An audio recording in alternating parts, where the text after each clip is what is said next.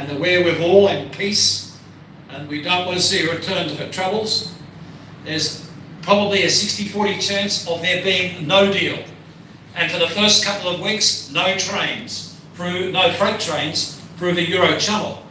And by the by, some of these specifications and certifications for flights, pilots and equipment, believe it or not, are no longer held by London, they're held by Brussels, including the access of British Airways to Washington and New York, and that might even grind to a halt for a month unless they get ahead of the game.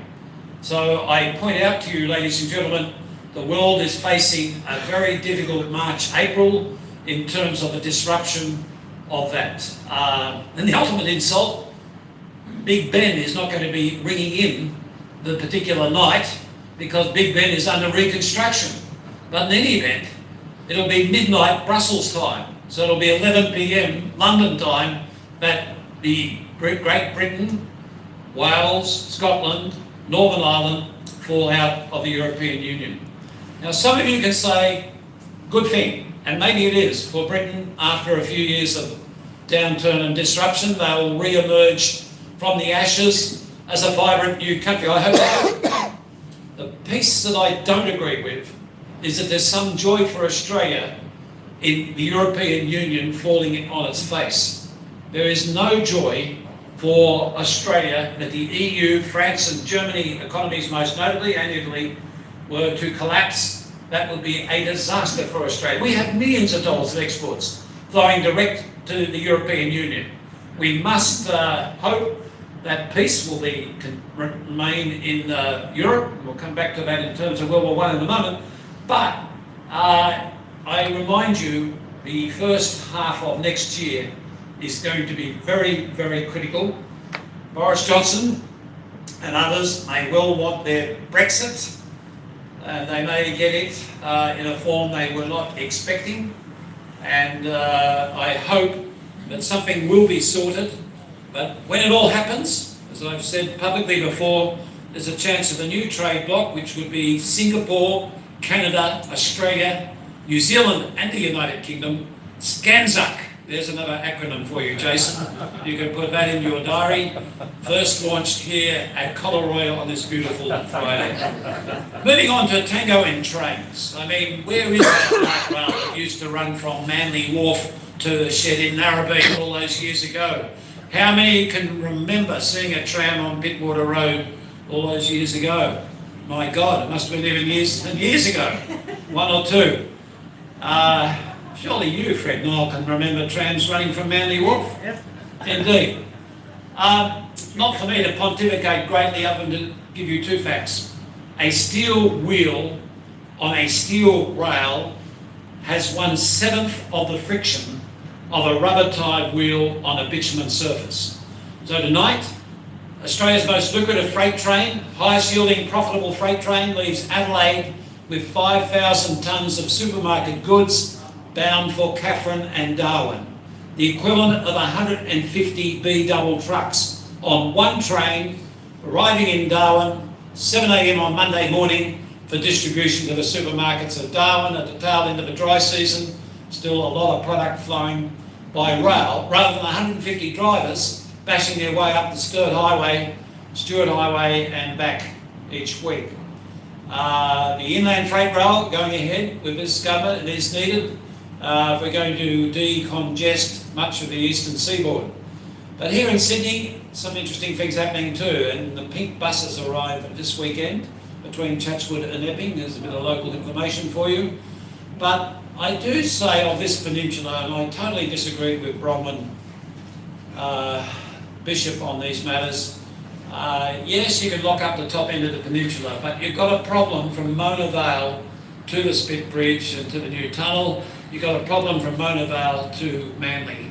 And that could be best rectified by smart light rail, the one that doesn't even have an overhead catenary these days, the one that could operate from a Parkway station just over the Narrabeen Lagoon on that top side, sweep down, go through and underneath the RSL homes up on the ridge there to cut out this particular kink, and through the edge of the golf course under a shallow tunnel and straight back into Manly Wharf, and then you can pick up the glorious way to commute into Sydney is down that harbour any day of the week. I leave the idea with the very capable Jason, and I expect within my lifetime, 12, I'll get to ride a light rail back to Narrabeen at some stage. The challenge is there, or more particularly his state members. But on rail, how many of you have done the Indian Pacific or the GAM? A few. Well, I've got to say, it's a terrific product. There are great train journeys of the world in India, Palace on Wheels, South Africa, the Blue Train, the Simple and Orient from Paris to Venice. No showers on it because they would not allow them to be retrofitted to the heritage carriages. Lots of perfume, ladies. If you're riding the Simple and Orient, you take lots of perfume. But rail is back. Michael Portillo has just done the GAN. You'll see him on TV again pretty soon, up through the Pitchy Ritchie. Rail worldwide, most notably freight rail, is massively back in business. A lot more freight in the US of A is now going by rail, and they're even building metros in many USA cities, which had ripped them up in the 30s at the behest of Detroit at the time. So I want to just say, as we look at public policy settings for the future, that it be a fair balance between road and rail, and indeed coastal shipping, if we're going to get the decongestion we want.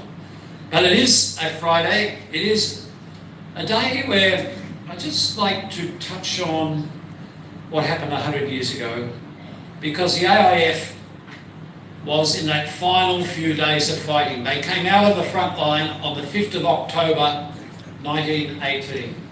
Monash, Gellibrand, Glasgow, Pompey Elliott, they were exhausted. I think 4 years of once more, dear friends, jump out of those trenches and take on the Germans. And there was a Private Bryant, whose book of poetry is being released next month, a Hillston Riverina shearing hand, killed at Lone Pine. But in that period between sailing through Albany to Gallipoli, he put down some poetry. I'll just read you this extract. And if by chance I should fall beneath a foreign sky, I hope some passing wind will blow a gum leaf where I lie. A gum leaf fresh and fragrant, blown from a wild gum tree that grows in far Australia, the land of the free. There's just so much associated with World War I, which saw 61,000 volunteers from the AIF lose their lives between Gallipoli, the Eastern Front, Battle of Romani and Chevelle, pushing through to Damascus ahead of Lawrence of Arabia and Allenby, and the Western Front after Mela of this year, 100 years ago, under John Monash. I just want to remind you, John Monash was born in Melbourne, grew up in Jerilderie. Professor Roland Perry and I believe he did meet Ned Kelly in the main street of Jerilderie. Ned was having a bit of trouble with the ATM of the era. He couldn't quite get his money out of the ATM. And so they shook hands, and Ned gave Monash a florin for holding his horse as a 13-year-old schoolboy. Went to Scotch College, Ducks. Went to Melbourne University, graduated in law, arts and engineering. Entered the army as a private soldier, unforgivable in the eyes of the generals in World War I. Did not go to Sandhurst, did not go to Duntroon. Worked his way up through Intelligence Corps, Sailors Brigade Commander, made mistakes at Gallipoli, but he was smart enough to be aware of those mistakes and correct his tactics accordingly and save lives and protect Australian lives as much as he could. And then eventually, the Battle of Hamel, 93 minutes, 1,000 Americans under command. They captured Bearwood and Hamel, unheard of, not 9 weeks, stuck in mud or dust, 93 minutes. Monash had written across the orders and replied, "Yes, God is with us." And the Yank replied, "That's nothing. The Australians are with us." On to the Battle of Arnilon. And the 8th of August, this last month, 100 years ago. And Monash said, "Give me the Canadians on the right flank and we can do this." In the first day, unheard of, punched 10 kilometres through the German lines. 10 kilometres. Captured that big gun barrel Jason, that's just outside Brendan's office, pointing in the direction of Parliament House. I told Brendan last night, put a few shells in it and fire it across the lake and stir them up. Perhaps I don't need stirring up this month. And then on through the Hindenburg line. He was a joiner man. He believed in a holistic approach. He believed in a fair go. He believed in protecting the soldiers to the last minute. And then finally on the 5:30 a.m. on the morning of the 11th of November, the armistice was signed in a railway carriage. Between 5:30 a.m. and 11 a.m. on that day, 2,000 Allied soldiers were killed in action. Very unlucky, subject of some further investigations, particularly with regard to Canada. Australia was out of the front on that day. We were moving forward again, but then the news came through of the armistice at 11 a.m. The fighting stopped, and I have but one question for you. How many Australian government awards did John Monash receive after 11 a.m. on the 11th day of the 11th month of 1918? None. And the answer is sadly, absolutely, as Robin Young reminds you, zero. Z-E-R-O. And I think it goes to the core fabric of the nation that we should, in this centenary year, give a recognition. We can't and don't want to give him a Victoria Cross or a military cross. It's not appropriate. What is meaningful, what is symbolic, what would be a salute, not just to John Monash, but also to all members of the AIF, many of your grandfathers, great-grandfathers, will be to promote him one step in rank from general to the rank of field marshal. What this man did was all of it. I leave you with what he did in the Great Depression. The New Guard wrote to him and said, you must lead a coup d'etat. You must take over the parliament, suspend them. You must become our General Franco or Mussolini.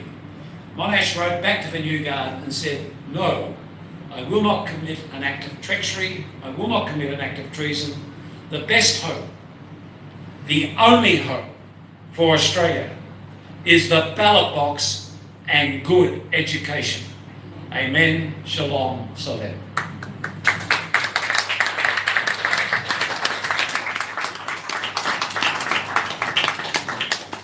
Take a couple of quick questions while we wait for the main course to come, and or to Jason, or share them. And who'd like to ask the first question, sir?